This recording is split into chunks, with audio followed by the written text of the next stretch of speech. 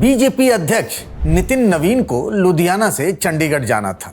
पंजाब में बीजेपी के अध्यक्ष केवल सिंह ढिल्लों ने उनके सम्मान में चंडीगढ़ में अपने बंगले पर उनके लिए डिनर पार्टी भी रखी थी। पंजाब के कई नामी गिरामी लोगों को भी इस भोज में बुलाया गया था, लेकिन नितिन नवीन अचानक से सारे कार्यक्रम रद्द कर दिल्ली पहुंच गए। जब वो बीजेपी हेडक्वार्टर में पार्टी के नेताओं संग बैठक कर रहे थे, तभी यह खबर आई कि मोदी सरकार में राज्य मंत्री जॉर्ज कुरियन ने इस्तीफा दे दिया है। तो क्या मोदी मंत्रिमंडल के विस्तार की डेट फाइनल हो गई है या अभी बहुत कुछ होना बाकी है? राजधानी में आज करेंगे इसी की बात। नमस्कार, मैं हूं Pankaj Jha. Brought to you by Sharda University, where the software engineer meets the talented photographer. The world comes together at Sharda University. George Kurian का इस्तीफा राष्ट्रपति द्रौपदी मुर्मू ने मंजूर भी कर लिया। कुरियन का राज्यसभा कार्यकाल खत्म हो चुका है। 21 जून को ये डेट थी और अगले ही दिन उन्होंने इस्तीफा भी दे दिया। अल्पसंख्यक मामलों के मंत्री थे।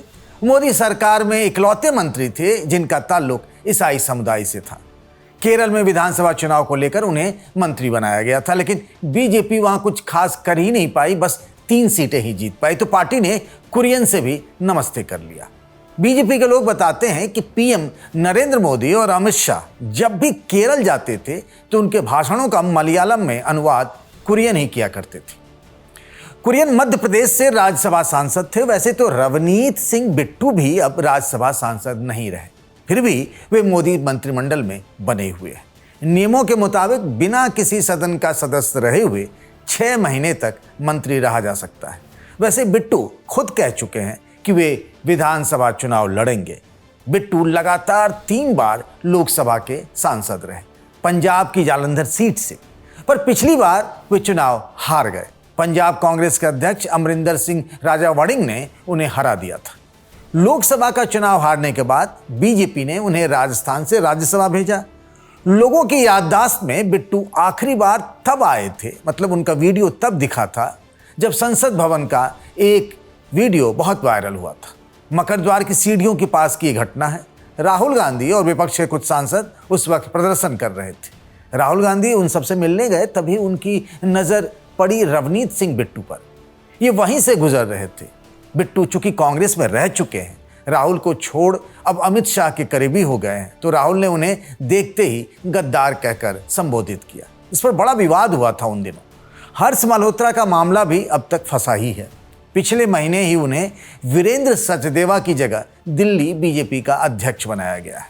वे मोदी सरकार में राज्य मंत्री भी हैं, तो एक व्यक्ति एक पद वाले फॉर्मूले से उनकी भी मंत्रिमंडल से छुट्टी हो सकती है। इस आधार पर पंकज चौधरी का भी मंत्रिमंडल से पत्ता कट सकता है। केंद्र में वित्त राज्य मंत्री तो हैं ही। पिछले साल दिसंबर के महीने में उन्हें यूपी बीजेपी का अध्यक्ष बनाया गया था। हालांकि इस पद के लिए कई दावेदार थे, लेकिन 7 बार के लोकसभा सांसद पंकज चौधरी को ही ये जिम्मेदारी मिली और इस बात को अब 6 महीने हो गए उन्हें अध्यक्ष बने हुए, लेकिन अभी तक यूपी बीजेपी की नई टीम नहीं बन पाई है। हर दूसरे दिन ये कहा जाता कि बस लिस्ट जारी ही होने वाला है।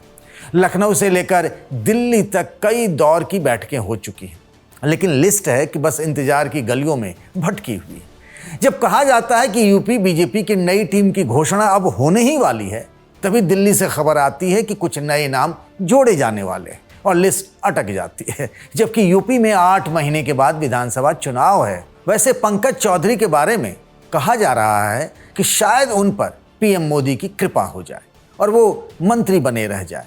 एक व्यक्ति एक पद के फॉर्मूले से उन्हें छूट देने की बात कही जा रही है। बीजेपी लीडरशिप की इस मेहरबानी के पीछे यूपी का सामाजिक समीकरण है जो बीते लोकसभा चुनाव में गड़बड़ हो गया था, और इसी सोशल इंजीनियरिंग के तहत पंकज चौधरी की जाति फिट बैठती है। ऐसे इस तरह की छूट का फायदा जी किशन रेड्डी और सीआर पाटिल को भी मिल चुका है। रेड्डी तेलंगाना में बीजेपी के अध्यक्ष और केंद्र में मंत्री साथ साथ रहे। इसी तरह केंद्रीय जल शक्ति मंत्री सीआर पाटिल को प्रधानमंत्री मोदी का बड़ा विश्वास पात्र माना जाता है। वे गुजरात से आते हैं। करीब 1.5 साल तक वे वहां के प्रदेश अध्यक्ष भी रहे और केंद्र में मंत्री भी। एक दिलचस्प बात बता दें कि नरेंद्र मोदी जो वाराणसी से सांसद हैं, वहां का कामकाज पाटिल पहले भी देखते थे। बीच में ये जिम्मेदारी किसी और को दे दी गई। बीते लोकसभा चुनाव में जब मोदी की जीत का अंतर कम हो गया तो पाटिल फिर से वाराणसी के लिए एक्टिव हो गए हैं। मोदी मंत्रिमंडल में विस्तार का कनेक्शन नितिन नवीन की नई टीम से भी है। ये कहा जा रहा है कि पहले बीजेपी की नई टीम आएगी और फिर मोदी मंत्रिमंडल में फेरबदल हो सकता है। अब सवाल यह है कि नितिन नवीन की नई टीम आखिर कब आएगी। उन्हें अध्यक्ष बने करीब 5 महीने हो चुके हैं। बीते दिनों रक्षा मंत्री राजनाथ सिंह के घर पर भी एक लंबी बैठक हुई। इसमें अमित शाह, नितिन नवीन, BL संतोष समेत RSS के लोग भी शामिल हुए। कहा जाता है कि इस मीटिंग में बीजेपी की नई टीम को लेकर बहुत कुछ तय हो चुका है। संगठन से कुछ लोग मंत्रिमंडल में भेजे जाते हैं और मंत्रिमंडल से संगठन में, मतलब ऐसी परंपरा रही है और ऐसी चर्चा है कि इस बार भी बीजेपी के राष्ट्रीय टीम के कुछ पदाधिकारियों को मोदी सरकार में जगह मिल सकती है। संगठन में ऑलरेडी बदलाव की प्रक्रिया शुरू हो चुकी है। हाल ही में पंजाब, हरियाणा, त्रिपुरा और दिल्ली में बीजेपी के प्रदेश अध्यक्ष बदले गए। कहानियां तरह तरह की चल रही हैं। प्रधानमंत्री नरेंद्र मोदी भी विदेश दौरे से लौट आए हैं। इस गहमागहमी से ये खबर फिर से चल पड़ी है कि मंत्रिमंडल का विस्तार होने ही वाला है। मोदी सरकार यानी मोदी 3.0 के 2 साल पूरे हो चुके हैं। ऐसे ही जब मोदी 2.0 था, 2 साल पूरे हुए थे, तो साल 2021 में मोदी मंत्रिमंडल में बड़े फेरबदल हुए थे, जिसमें रविशंकर प्रसाद से लेकर आपको बता दें कि प्रकाश जावड़ेकर जैसे सीनियर मंत्रियों की छुट्टी कर दी गई थी। तो इसीलिए कहा जा रहा है कि इस बार संसद के मॉनसून सत्र से पहले मंत्रिमंडल में फेरबदल हो सकता है, ऐसी चर्चा चल रही है। वैसे तो नरेंद्र मोदी और अमित शाह के बीजेपी युग में कब क्या हो जाए कहा नहीं जा सकता। पार्टी आमतौर पर अपने फैसलों से चौंकाती रही है। एक संकेत ये भी मिल रहे हैं कि मंत्रिमंडल का विस्तार टल भी सकता है। इसके पीछे एक मजबूत तर्क दिया जा रहा है। इन दिनों देश की राजनीति में सांसदों की जो तोड़फोड़ हो रही है वो भी उसी कवायद का एक सिरा है। बीजेपी हाईकमान मंत्रिमंडल में फेरबदल से पहले संसद में परिसीमन बिल पास कराना चाहती है। बीजेपी के लिए सबसे बड़ी चुनौती सहयोगी दलों को एडजस्ट करने की है, खासतौर से वे दल या वे लोग जो नए नए पार्टी के समर्थन में आए हैं। सबसे ताजा मामला तो TMC से टूट कर आए 20 सांसदों का है, जिन्होंने अपने गुट का NCPI में विलय करने का प्रस्ताव रखा है। कोटे के हिसाब से इस गुट के 2 नेताओं को यानी सांसदों को मंत्री बनाया जा सकता है। ये अब NDA में बीजेपी की सबसे बड़ी सहयोगी पार्टी हो गई है, जो TMC से टूट कर आई है। इसी तरीके से एकनाथ शिंदे वाली शिवसेना में भी 6 सांसद जुड़ गए हैं। अभी मोदी सरकार में शिंदे की पार्टी को एक ही मंत्री पद मिला है, राज्य मंत्री, और वो भी स्वतंत्र प्रभार का। नाम है उनका प्रताप राव जाधव।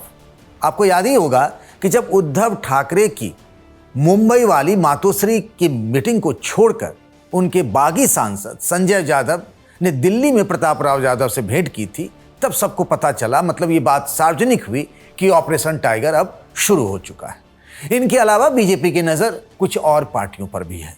राजनीति में किसी भी संभावना को खारिज नहीं किया जा सकता। कल को शरद पवार वाली NCP क्या करेगी? बीजेपी के कुछ नेताओं का दावा है कि सुप्रिया सुले NDA की तरफ भी आ सकती है। तो क्या वे भी केंद्र में मंत्री बनेंगी? इतना ही नहीं, स्टालिन की पार्टी DMK का क्या स्टैंड रहेगा? उनकी नेता कनिमोई तो केंद्र में मोदी सरकार में शामिल होने की वकालत कर रही हैं, ऐसा दावा किया जा रहा है। DMK के 22 लोकसभा सांसद हैं।